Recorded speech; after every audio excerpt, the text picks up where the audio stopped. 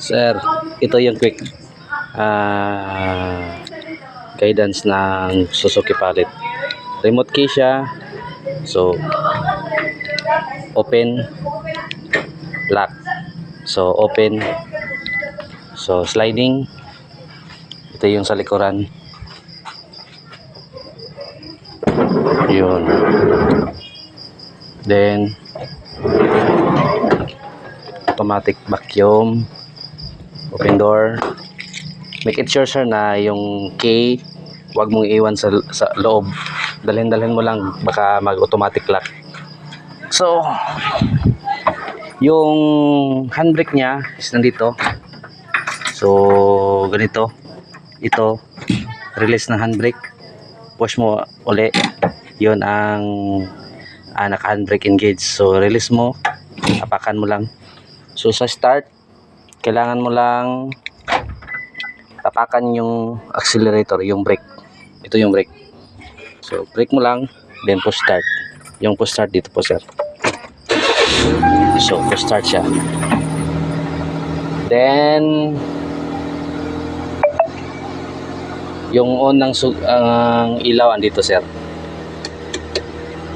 So, high and low, high and low. Then yung sa wiper is andito sa kabila. So, wiper.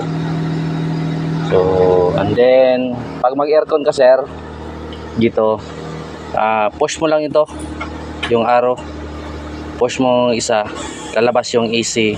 Huwag mong pisilin tong naka-AC kasi pag nag-disengage yan, mawala yung aircon. So dapat naka-open yung nakapatak yung AC. So yung blower up and down, gusto mong palakasan yung blower, dito rin. Then so pag engage mo sir, tamakan mo lang yung brake, same pa rin, push mo, reverse, neutral, drive. Then itong low, gagamitin mo lang ito tuwing may paangat o kung yung matarik talaga. So gagamitin mo lang to, pero pag nasa highway ka lang, pwede ka lang mag-drive.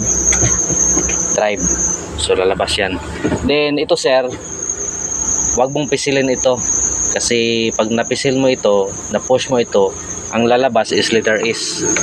So ibig sabihin sports mode, hindi siya naka-economy ng gasolina.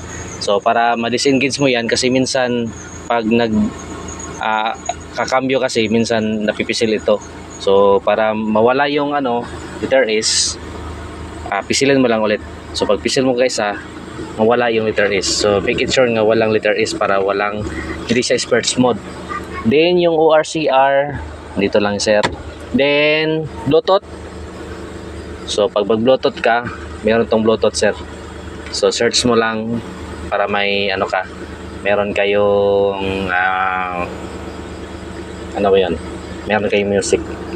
So pagpatay, off mo lang yung aircon, then push mo lang ulit. Yun. So gusto mong paanda rin, tapakan mo lang yung brake, tsaka start ulit. Okay.